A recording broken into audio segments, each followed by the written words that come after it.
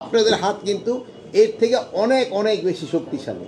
আপনারা যদি একটু সক্রিয় হন, একটু এদিকে খেয়াল রাখেন, তবে আমাদের এই মাদক কিন্তু নিয়ন্ত্রণ করা সম্ভব। এই মাদক শক্তি নিরাময় কেন্দ্র করে সমস্যা সমাধান করা যাবে না। মাদক যেন বাহির থেকে ঢুকতে না পারে, এবং যারা ঢোকার সাহায্য করে তাদেরও সংবাদ যদি আমাদের দেন, আমাদের জন্য ভালো। এটা যদি আমাদের বাহিনীর লোকও যদি ইনভলভ থাকে, আপনারা অবশ্যই দিবেন, আমরা তাদের বিরুদ্ধে আইনানুগ ব্যবস্থা নিব। এই মাদক আমাদের সব সমাজে, আমি সেদিন কারা পরিদর্শনে গেছিলাম, ওখানে দেখলাম এখন আমাদের ভাই বোন ছেলে মেয়ে সবাই ইনভলভ হয়ে গেছে। এখন একে ভাই বোন ছেলে মেয়ে সবাই, এবং সব স্তরের, মানে উচ্চ শ্রেণীরও রয়ে গেছে, মধ্যম শ্রেণীরও রয়ে গেছে, এবং গরিব শ্রেণী তাদেরও রয়ে গেছে, সব ধরনের থেকেই রয়ে গেছে। আর একটা কিন্তু হলো কি, যদি আপনারা উৎস এটা না আমরা করতে পারি, তবে বড় সমস্যা হচ্ছে মাদক শক্তি নিরাময় কেন্দ্র, এটা কিন্তু কষ্ট অনেক বেশি। গরিবদের পক্ষে কিন্তু এটা চালানো, মানে একটা কেউ হয়ে গেলে খরচ বিয়ার করাটা, মধ্যম শ্রেণীর লোকও কিন্তু খরচ বিয়ার করাটা অনেক কষ্টকর। আমি আপনাদের কাছে হয়তো জিজ্ঞেস করবো না একটার জন্য কত টাকা খরচ হয়, ওইটা জিজ্ঞেস করলে হয়তো আপনারা আবার লজ্জা পাবেন, আবার হয়তো আপনারা বলবেনও না, আবার ইনকাম ট্যাক্স ট্যাক্সের ঝামেলা আছে, বহু কিছু। আমি এই জন্য আপনাকে কোনো কিছু এটা জিজ্ঞেস করবো না। কিন্তু আপনারা ওই নিরাময় কেন্দ্রে যাওয়ার আগেই যেন ব্যবস্থা নেওয়া যায়। আর আপনাকে নিরাময় কেন্দ্র সম্বন্ধে আমাদের হলো যে আমাদের এতদিন ছিল আমাদের চারটা, একটা ছিল শুধু ঢাকায় 139 জন না কতজন জানি পারত, 124, ওইটার আমরা 250 শয্যা বিশিষ্ট করতেছি। আরও আমরা 7টা ডিভিশনে, অন্য আগেও আমাকে আরও 3টা ডিভিশনে ছিল, বাট ওইগুলো আমাকে ভাড়া বাসায় ছিল। আরগুলি এখন আমরা আরও 7টায় করতেছি, এটা সব আমাদের নিজস্ব হবে, সব কিছু মিলে প্রায় 1400 কোটি টাকা হবে। তা আমি আশা করবো এই 1400 কোটি টাকা খরচ হওয়ার আগেই যেন এই মাদক নিরাময় কেন্দ্রে যেন কারো না ঢুকতে হয়। তা আমি আপনাদের জন্য দোয়া করবো যেন এই মাদক নিরাময় কেন্দ্র যদি না থাকে, যেন আপনাকে কোথাও যেন ভালোভাবে প্রোভাইড হয়ে যান। তাহলে আবার আপনাকে এখানে যারা আছে তারাও ভাববেন যে না, তা আমাদের তো কোনো কর্মসংস্থান, আপনাদের জন্য একটা কর্মসংস্থানের ব্যবস্থা হয়, ওটারও ব্যবস্থা করা হবে। তবে এই জন্য আমাকে সবারই কিন্তু চেষ্টা করতে হবে। আপনারা সমাজে কিন্তু একটা খুব ভালো কাজ করে যাচ্ছেন, এই জন্য আপনাকে সবাইকে আমি ধন্যবাদ জানাই। আপনারা যদি এই, যেহেতু আমাকে সরকারি লেভেলে অতটা আগে আসতে পারা যায় নাই, বাট আপনারা যেভাবে আগে আসছেন, এই জন্য কিন্তু একটা সমাজে কিন্তু অনেক বড় ধরনের একটা প্রতিফলন হয়েছে। এরা যদি বাইরে থাকতো এবং একবার যদি ট্রিটমেন্টের পর আপনারা তাদের ভালো করে যে পাঠায় দিতেছেন, তা না হলে কিন্তু তারা একটা সমাজের লাইবিলিটি হয়ে থাকতো। এখনও তারা একটা সমাজের জন্য লাইবিলিটি, তারপরেও আপনার সাথে ট্রিটমেন্ট পাওয়ার পরে তারা ফিরে যাচ্ছে, ভালো হচ্ছে, 2-1 জন হয়তো আবার এডিক্টেড হয়ে আবার হয়তো আপনাদের কাছে ফিরে আসতেছে। বাট এই যে আপনাদের কাজের যে স্বীকৃতির জন্য আপনারা সবাই ধন্যবাদ, আমরা সবাই একটা হাততালি দিয়ে ওনাদের একটা ধন্যবাদ জানাই। আপনারা ভবিষ্যতে আপনারা এটা করে যাবেন, এবং এটা এমনভাবে করবেন যে আপনাদের পেশেন্টের সংখ্যা যেন দিন দিন কমতে থাকে, এক সময় যেন এই হসপিটালটা অন্য চিকিৎসার জন্য ব্যবস্থা হয়। এই মাদক যেভাবে হোক আমাদের সমাজ থেকে উচ্ছেদ করতে হবে।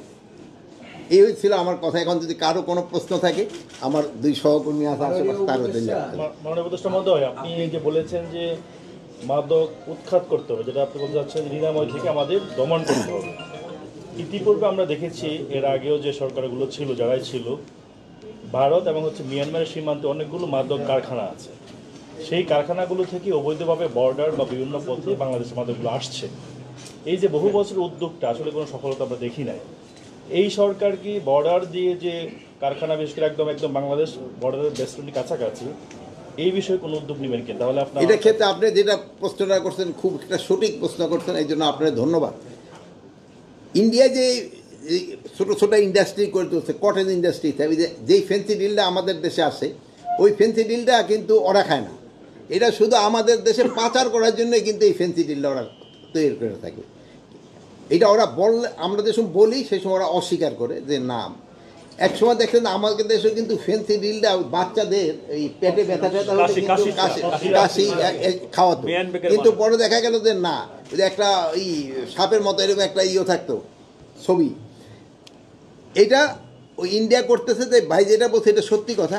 এই জন্য আমি ওই বিজিবি আপনাকে সেদিনও বলছি এই কথাটা, বিজিবি সৈনিকদের অ্যাড্রেস করার সময় সবসময় বলতাম, তোরা যদি একটা এই ছেড়ে দিয়ে এই কী বলে এই ফেন্সিডিল হয়তো 100-200 টাকা করে পাচ্ছ, বাট এই ফেন্সিডিলটা তোমার ছেলে মেয়ে বা তোমার কোনো আত্মীয় স্বজন খাবে, তুমি সেই সময় টের পাইবা যে তুমি কি অন্যায় করছো। এটা আমাদের কিন্তু সমাজের সব শ্রেণীর লোকেরই বুঝতে হবে। এটা শুধু আইন শৃঙ্খলার বাহিনী না, যেটা শুধু আইন শৃঙ্খলা বাহিনীর থেকে হয়তো কিছু কিছু বাট অন্যরা যারা ক্যারি করতেছে আর যারা আছে কি জানি বলে গডফাদার, তারা কিন্তু আবার ওই হোটেল ইন্টারকনে বয়ে রয়েছে, এটা আবার আমগোর সাথে চা খেয়ে খেয়ে থাকে, এরা আবার দেখুন আমগোর সাথে ঘোরাফেরা করে। আমি এই জন্য বলছি যে এক ক্ষেত্রে আপনাকেও কিন্তু প্রপার অ্যাকশন নিতে হবে। আমরা খালি কেরিয়ার বই ধরতে পারি, কিন্তু গডফাদারদের কিন্তু খুব একটা ধরতে পারতেছি না। আপনাদের যেইভাবে হোক এই গডফাদারদের ধরতে হবে। আপনারা চাচ্ছেন যে হাতিয়ার দেওয়া, আপনাকে হাতিয়ার দেওয়া হয়েছে, আপনারা এই যে 1400 কোটি টাকার এটাও দেওয়া হইলো, তারপরে আপনারা আর কি বলছে সংখ্যা বাড়ানোর ক্ষেত্রে এইটাও করা দিব, কিন্তু আপনারা গডফাদার ধরতে হবে। এই কেরিয়ার ধরে কিন্তু লাভ নেই, গডফাদার না ধরলে এটা পুরা বন্ধ হয়। আর মিয়ানমার সেক্টরে আমরা অনেক দিন যাবৎ বলছি, তা আমরা তিনজনই ইনফ্যাক্ট যাওয়ার কথা ছিল যে ওই এলাকা দিয়া কিন্তু এটা সবচেয়ে ইয়াবা বেশি আসছে, এবং একটা মানে অন্য দেশের একটা যেই বাহিনী হয় তারা কিন্তু পুরা নির্ভর করতেছে এইটার উপরেই, এটার থেকে তারা আয় করে তারা একটা তাদের ঘর সংসার এবং সব চালাচ্ছে। এখন এই জন্য এটা কীভাবে বন্ধ করা যায় আমরা চেষ্টা করে যাচ্ছি, কিন্তু হ্যাঁ আমরা যে বলবো যে আমরা খুব সফল হচ্ছি তা না। আপনারা অনেক সময় নামও জানেন যে বদি সাহেব, হ্যাঁ বদি, এরকম অনেক বদি হয়ে গেছে, এখন অনেক বদি হয়ে গেছে। এখন এইগুলিরে কিভাবে ধরা যায় এগুলি আপনাদের সাহায্য সহযোগিতা লাগবে। আপনারা এই মাদকের উপরে ভালো ভালো ফিচার করেন, যদি ওইরকম করেন এবং কিছু নাম ঠাম দিতে পারেন, যেহেতু আপনাকে তো একটা ইন্টেলিজেন্স আমগো থেকে আরো বেশি কাজে করে, এই জন্য খুব ভালো। ভাই একটা আঙ্গুল উঠেছে একটা বলেন। আমরা ঢাকা সিটিতে আপনি জানেন অভিজাত এলাকায় সীসা বাড়িটা একটা হচ্ছে যে বাচ্চাদের ইয়াং জেনারেশনের জন্য অত্যন্ত ক্ষতিকর একটা বিষয়। ঢাকায় যারা মাদকের দায়িত্বে আছেন আমাদের অধিদপ্তর, অভিযানটা স্যার অনেকটা আসলে আমরা মনে করি লোক দেখানো বা আপনার ওইভাবে হচ্ছে না। একটু অ্যাড করে স্যার বলতে চাই, যতগুলো বার লাইসেন্সকৃত বার আছে বৈধ বার, সেই বারগুলোতে স্যার সরকার বলা আছে সরকারের কেরু অ্যান্ড হচ্ছে যে ওয়্যার হাউস থেকে নির্ধারিত জায়গা থেকে ড্রিঙ্কস নিতে হবে। কিন্তু প্রত্যেকটা বারে স্যার আপনি যদি সঠিকভাবে অভিযান চালান দেখবেন অবৈধ ড্রিঙ্কস এখানে পাওয়া যাবে প্রত্যেকটা বারে স্যার। সেই অভিযানটা স্যার আসলে কতটুকু হচ্ছে আপনি একটু ভালো করে তার মনিটরিং করে বুঝতে পারবেন। এটা আপনি বলেন, আমি এই যে দিদি মহোদয় এদের উত্তর দিই। ধন্যবাদ, আপনার প্রশ্নটা এই সময়ের জন্য পার্টিনেন্ট। এখন বিষয়টা হচ্ছে যে আমরা কিন্তু আমাদের সীমিত লোকবল নিয়ে অভিযান চালাচ্ছি। আমাদের যে সীমানা রয়েছে সেই সীমানার উপরে আমাদের কোনো নিয়ন্ত্রণ নেই। দেশের ভিতরে বিভিন্নভাবে আসছে, তারা নৌপথে আসছে। এবং স্যার অভিযোগ আছে প্রত্যেকটা বার থেকে আপনাদের অফিসাররা, এবং এটা একদম স্পেসিফিকলি আমরা হয়তো প্রমাণ দেখাতে পারছি না, বাট বিভিন্ন বিনিময়ের মাধ্যমে কাজগুলো ওরা চালিয়ে যাচ্ছে। এটা হচ্ছে বাংলাদেশের একটা সামাজিক ব্যাধি।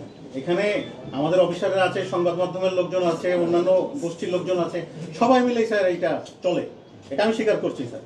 নিজ নিজ যদি অন্তর থেকে শুদ্ধ হয়, যে আপনি যেভাবে ওনাকে অনুরোধ জানালেন, উনি তথ্যগুলো দিবেন আমাদের কাছে, আমরা অভিযান চালাবো। স্যার আপনি জানেন বনানীতে আমরা পরপর 2টা অভিযান চালিয়েছি এবং সেখানে বন্ধ আমরা চেষ্টা করেছি, কিন্তু পরে দেখা গেল স্যার ওখানে অনেক গোষ্ঠী সমাজে যারা বসবাস করে sir, all spheres of society সবাই মিলে, we have to fight against the problem unitedly. চেষ্টা করছি আমরা এটা অব্যাহত রেখে।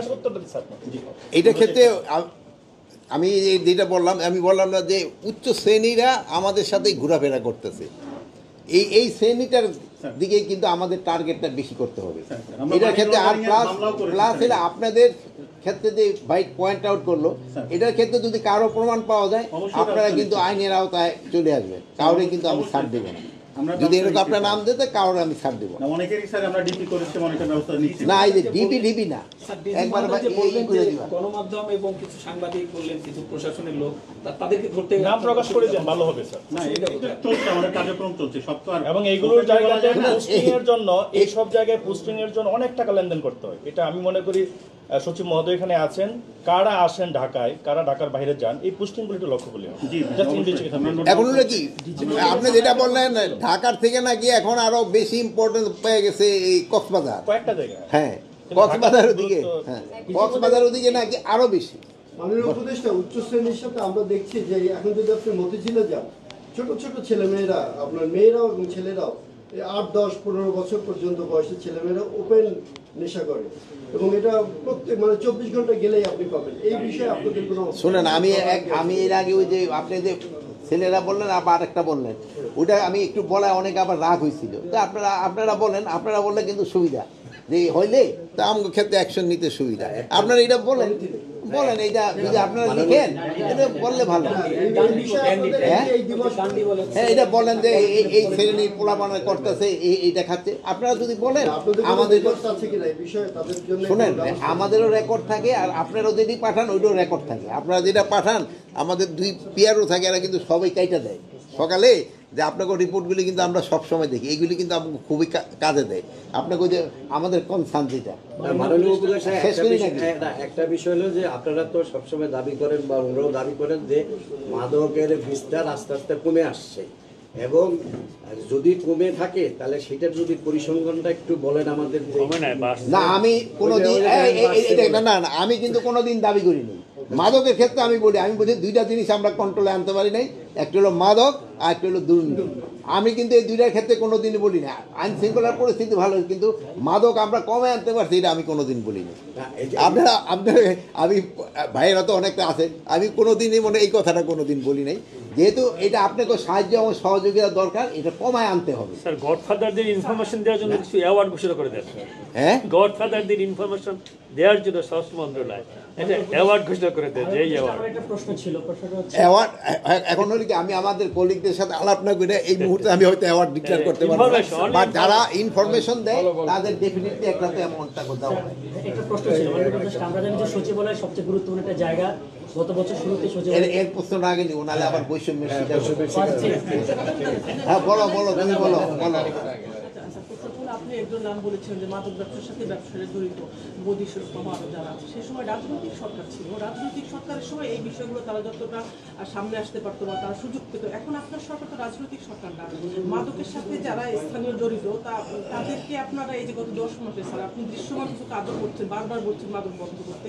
আপনি কি এদেরকে কারো আইনের আওতা আনতে পারছেন? নাম্বার 1। নাম্বার 2 হলো বর্ডারে আইন শৃঙ্খলা বাহিনী এর সাথে জড়িত এমন অভিযোগ আছে যে যখন আসে পার্শ্ববর্তী দেশ থেকে মাদক, সেটা এই আইন শৃঙ্খলা বাহিনীর ক্ষেত্রে জড়িত করতে পারবে একজন একেবারে উচ্চ পদ এক অফিসারকে আমরা অলরেডি কিন্তু ক্লোজ করছি। মোস্ট প্রবাবলি কিছুদিনের মধ্যে সেই কাশিমপুর অথবা ঢুকে যাবে, কেরানীগঞ্জ এক জায়গায় ঢুকবে, তার জায়গা ওখানে হবে। এইটা আমি এখন বলবো না, কিন্তু যতক্ষণ পর্যন্ত না ঢুকে আপনার কাছে এখন বইরা দিলে সে আরো ভাইয়া দেবে।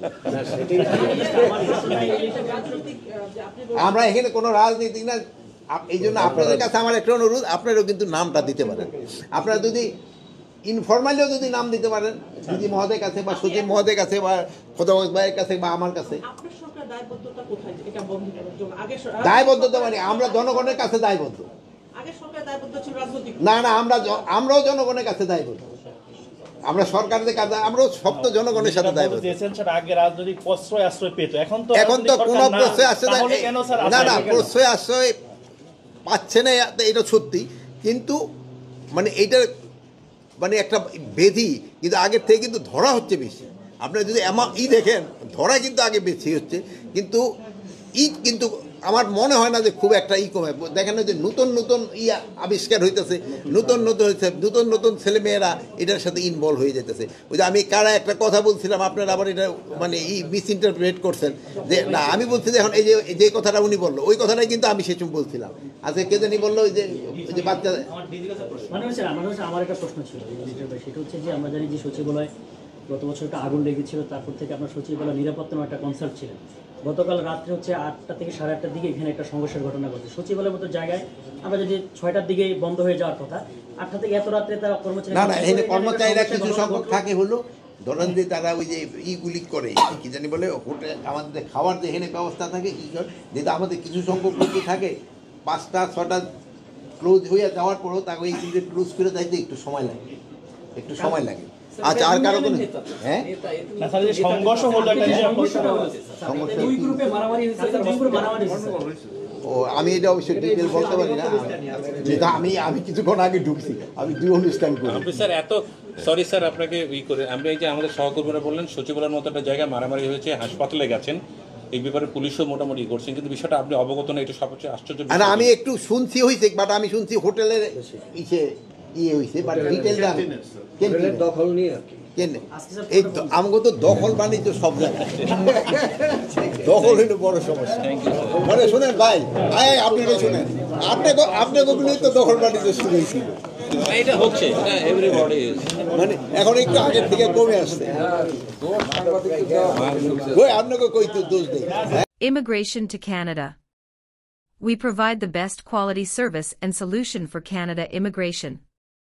Please visit our website and contact for details.